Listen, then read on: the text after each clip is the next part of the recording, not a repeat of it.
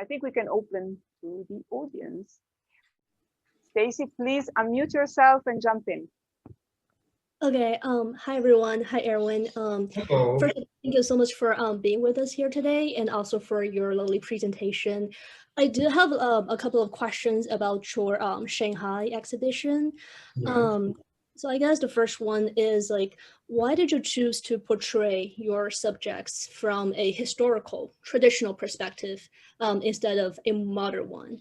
And my second question is, what is the story of the lady in green? I think it was titled Portrait One. So I think like in one of the photos, she was kind of like standing facing to this middle-aged greasy guy in his underwear. And I was always like curious, like what was the story behind that particular picture? Well, you asked me now a question that you asked me to answer about a story that is in the pictures, but I don't know what the story is. You know, I want to play with elements of storytelling, and then give you, let's say, the possibility to create your own story. You know, of course, I orientated me when I started to think about photographing the Shanghai series. Maybe to first answer the first question is that I wanted to make a series in the same period of time as I made the Berlin series. And that was in the interbellum, before the Second World War, between the First and the Second World War. And that was a very dynamic time in Germany, but also in Shanghai. What I read about it was for me that I said, well, that is very interesting time, you know, not the best time, but it was for me inspirational.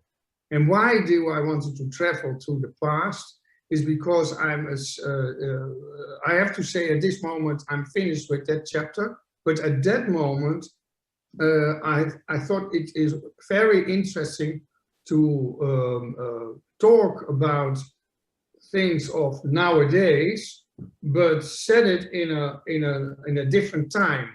So you use, let's say, a visual element like hair, makeup, you know, also clothing, architecture from the time in between, just before the Second World War, you know, and then try to talk about subjects of topics that are also very actual in our time. So you have a kind of, I can seduce you with form, the form of that time that I use, and then drag you into my world, and then try to talk about content, you know, and I do that by adding elements of, let's say, storytelling, but without knowing myself what the actual story is, because when I know that already, then because I don't know, you know, it is more an atmosphere, more a feeling, you know, and what I saw, what I in the series Shanghai is not totally fantasy, you know, but it is also, you have a conversation with a young lady or modern woman, you know, like in the gallery of Magda, and then she gives you kind of inspiration, you know, because she's complaining about men in Shanghai in general, or something like that, or it's difficult to have a nice love life, or something like that. And it gave me a little element to create a story, you know. But when I'm starting to do it, I don't know where the story is going. You know, it is also a surprise for myself, the end result as well. And if I fill it in too much, and if I'm going to dictate you what you think should be in that picture as a story, then I did not succeed, because I want you to look again and again and again at the picture and might make up your own story. I think that is the meaning of, now yeah, I use a big word now, of making art, you know? Like when I read a book, I get into my own fantasy, I get into my own emotions. And when you watch a movie, you know, a good movie, it touches your own emotions. You make your own movie within the movie. And I think that in many photography, because we see photography as a translation of the truth, let's say when we see journalistic photography, or in art photography, the documentary photography, we always say, okay, this is a part of reality. Well, I'm not interested in reality, to be honest. I'm interested in triggering your own imagination. And I translate my own imagination into pictures, you know, which I think is a fantastic, unique thing that we as humans have, that somebody can write down some music notes, and then another person starts to cry, and somebody puts some paint on the canvas, and I get emotional, by Rothko, for instance.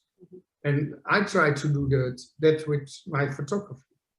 So I cannot answer your question as what the story is of the lady. It's up to us. It's up to you, yes.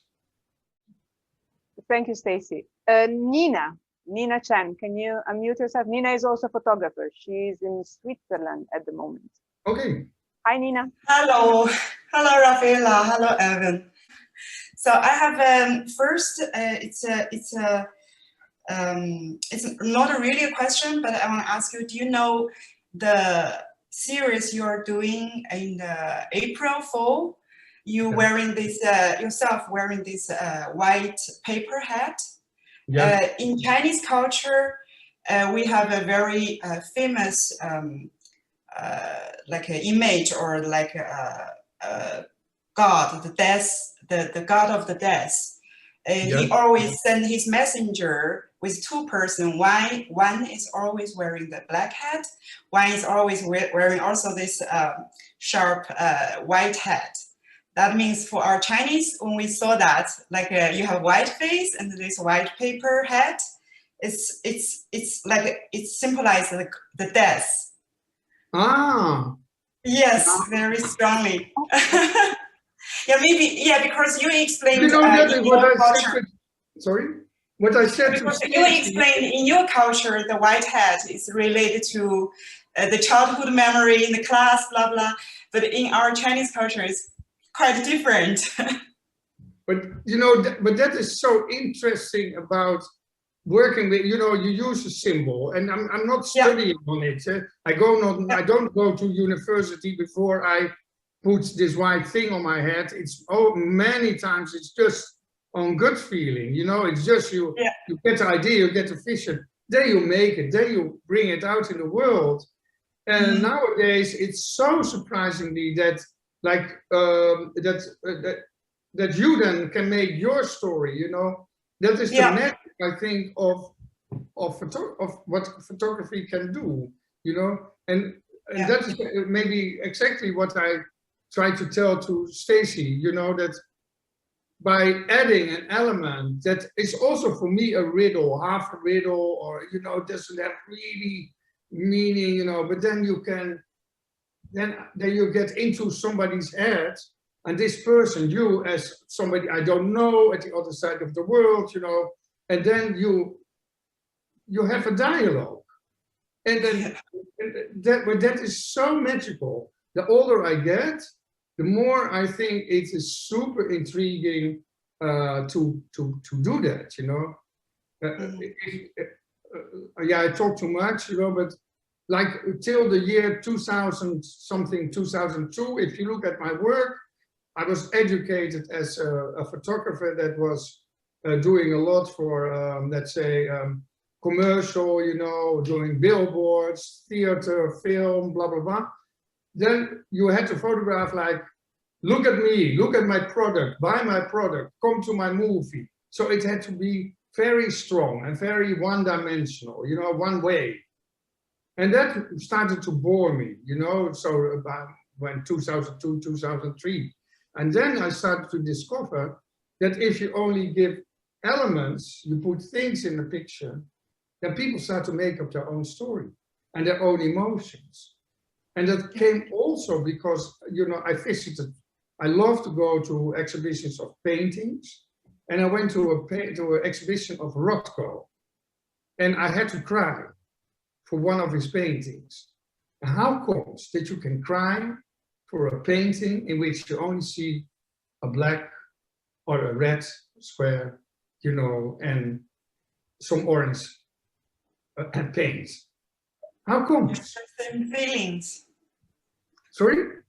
You share same feelings on same level, I guess. Yeah, but that is so unique of the human beings, you know, that we have our imagination. So you are in a cinema, you see some, you know, in early days celluloid, your piece of celluloid, piece of celluloid, piece of celluloid, and then it's projected, and we start to laugh. But if we do the piece of celluloid another way around, we start to cry. Isn't that fantastic? Shouldn't we celebrate it? You know, and especially with photography, we always think, oh, I'm now looking at the truth. Yeah, because we read the newspaper, we watch on internet. But I try to use photography as Rothko tries to paint, you know. So use the camera as a brush, you know, to paint my imagination. And of course, you know, I make mistakes, and you're watching the picture of the waterfall, and you make your story. But that is the fantastic thing, you know, that you can create a dialogue with people that you don't know, that have different cultural backgrounds. And now you tell me a story, and I think, but that is so super interesting. Yeah. Maybe in 5 years' time, I'm going to use your information. Sorry, and then I have another question about the invad, this black and white picture, the waterfall with a person, with a 5 person. Do you do it on purpose? Use black skin color people instead of the white color, because I think for this picture the white color probably is not very harmony in the black and white. They will be too disturbed, or you have other meaning. That's why you choose black skin. That is, I have always more meanings, you know. The first meaning was that I wanted to talk in Wild about the power of nature, and also our unlimited traveling, by migration, by holidays, by expats, whatever. So then you work with a mix of the whole world. That was the general idea. And I always have also an aesthetic meaning, you know, already from the beginning of my career. If you go back, you see, you know, that skin is for me very important. I love to photograph skin. I think it's unique. We are the only hairless animal in the world, except for some men, a lot of hair. But the skin is always an endless inspiration for me in all its colors, you know. So it's an aesthetic, and it has also a content part, you know. So yes. And in this case, you know, I wanted to do what I told you. I wanted to make, let's say, my reaction or on the Thomas E. King's painting from the 19th century, but then with people with a darker skin color, you know, that I thought would be beautiful, and a woman. Thank you very much. Last one question. No, wait, because we have too many. Oh, sorry. Okay. No, so maybe next time I go to Holland with you. Yeah. Don't go to Munich. You're close to Munich. Nina, keep your question. Let's see if we have a little bit more of time at the end, but I keep on receiving questions, and it's nice to, you know. Now, Bernadette. Yes. Hello. Yes. Hi, how are you? Very good, thank you. Hi. I had a question. I remember when I was in Shanghai in 2018, I was there for your exhibition, and you talked that you worked mainly in your studio, and being in Shanghai, working with beautiful Art Deco, settings, that's one of the times that you really went out of your studio and you worked somewhere else. Nature now is a big part of you. What does it change you? Because before that, before COVID, actually you were into studio, and during COVID, you go out of your studio. Well, that doesn't have not so much to do with COVID. You know, of course, April Fool, the series had to do, but you have to imagine that when I turned 60 and I got these two big exhibitions, one in Rijksmuseum, you know, that they compare your photograph with paintings of Rembrandt, you know, and so you have, and the other one that I was there and I saw my own work and I thought, I've done everything, you know, from now on, you know, I have so many compliments in my life. From now on, I can do what I want because I've done everything I wanted and now I can do. So it freed myself a little bit. So we changed also of camera.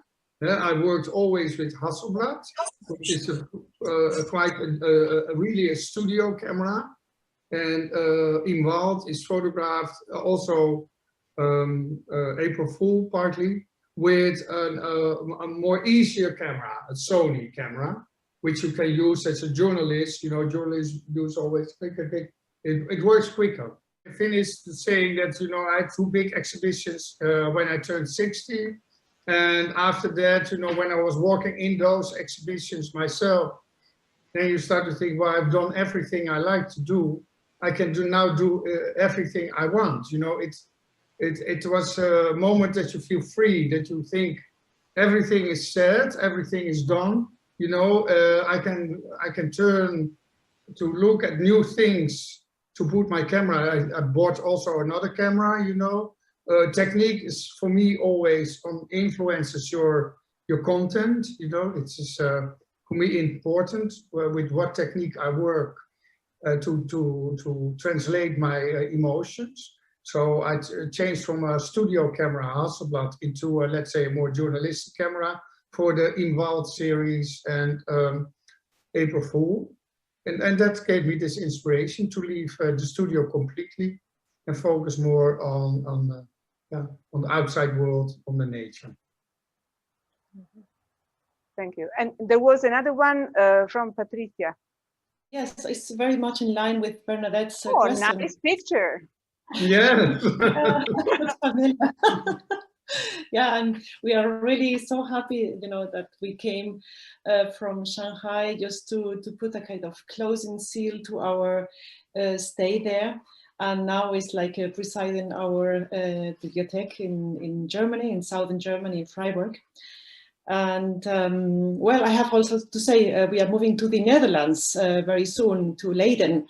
So I hope to be able to see, you know, Erwin's studio in Amsterdam, which is like just next door.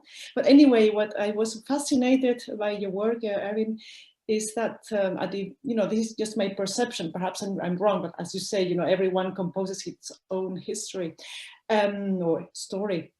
I have the impression you moved from very controlled studio light environment, and then, you know, with or without influence of the pandemic, now, yeah, you said you're free, and then you are in a more uncontrolled environment, and, you know, just let's see what are the accidents of the nature, and just let's just take profit of them. I'm wrong, or is maybe... No, you're completely right. It has also to do a little bit, you know, and that maybe has to do certainly for getting older. I have to say that is also a big chapter in inspiration and the pandemic, is that you start to think, you know, we don't do it on our own. We're not alone. We are part of a big thing, you know, we are part of this planet, you know, and we have to be in harmony with it, you know. Me saying that after traveling too much, going too much on holidays, spoiling too much, you know, but we have to start to realize if we want to survive, if we want to have our happiness, we have to be in harmony. And that, you know, gave the inspiration. Also the paintings, as I told you, the romantic paintings in the 19th century. And if you look at Ruysdael, a Dutch painter, you know, you see a huge amount of clothes, and then you see a little clouds, and you see a little farmer in the corner with the cow. And that you start to realize more and more by getting older and getting a little limited, you know, in my movements because of my ill lungs. They force you to sit and to reflect and to think, okay, what is my position? Who am I?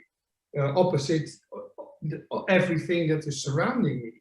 And that I think will be, or can be, and is now for me a source of inspiration. And I have to say thanks to also the Kunsthalle that they invited me to go there. And thank you so you have much. to go there now. You Leipzig, München. I think it's the best exhibition in my life. I never had such a beautiful exhibition. One more question from Emma. Emma. Hi. Yes, hello. I just would like to know, so as you know, everybody's traveling everywhere, where will be so your next destination for a potential new series? Oh, now you are a little too early with that question. You know, I'm still tired. But I have to say that my travel to Germany has also inspired me, you know. As you know, what I told you, I love to celebrate the fact that we humans have we have the capability to translate our imagination into art, and the dominance in art photography till now was most of the time documentary.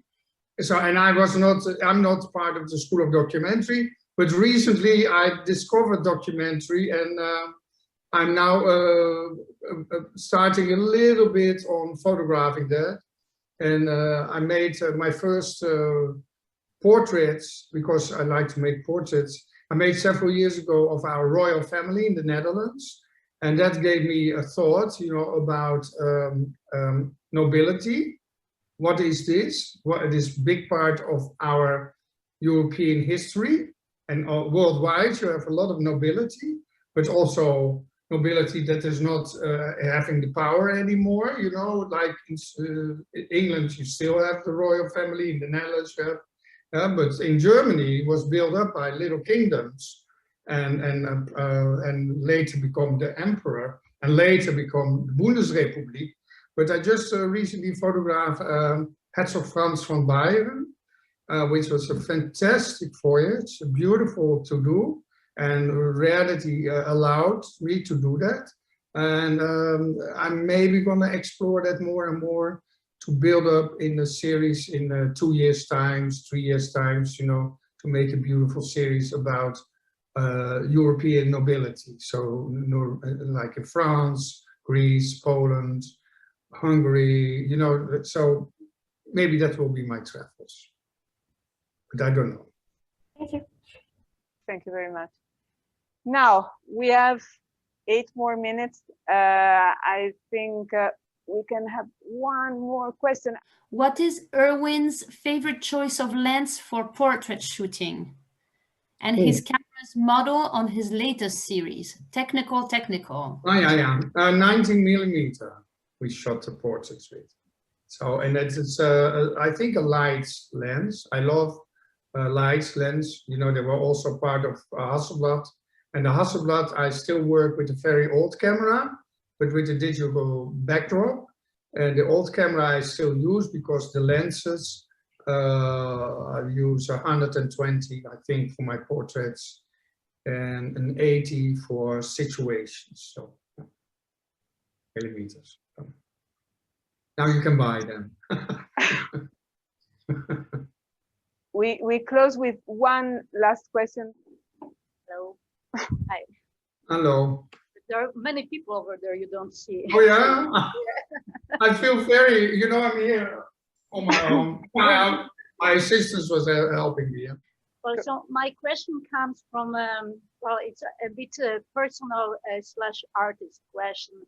When you approach your new project, as you did with Involve and April 4, after all the successes and exhibitions that you mentioned that made you feel the as an artist. Are you anxious about whether or not it's going to work out what you have in your mind?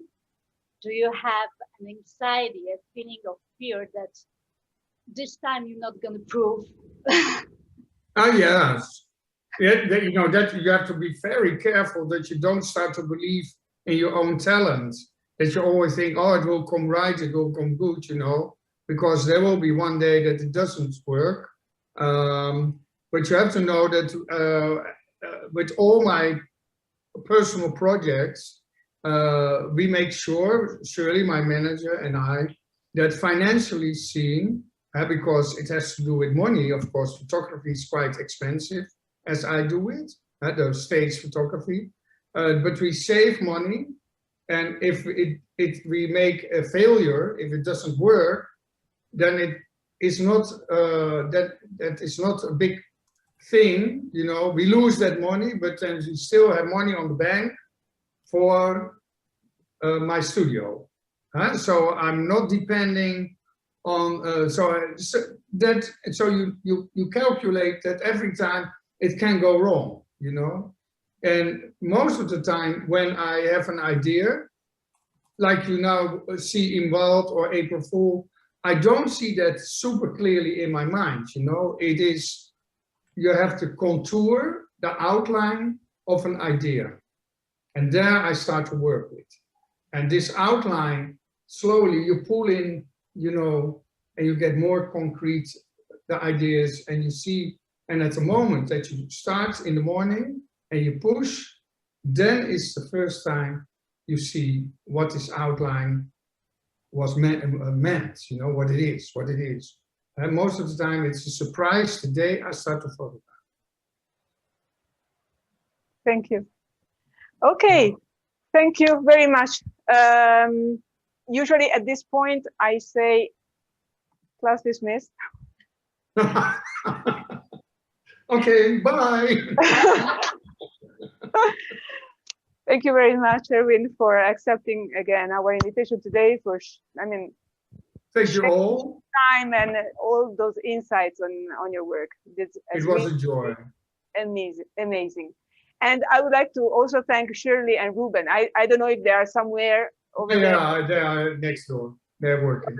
Yeah, they were super helpful, and I tormented them with my many messages. But I hope that next time we can do it again live in Shanghai, yeah, in a beautiful gallery. We're waiting for you. A good time. I miss Shanghai. I see you all.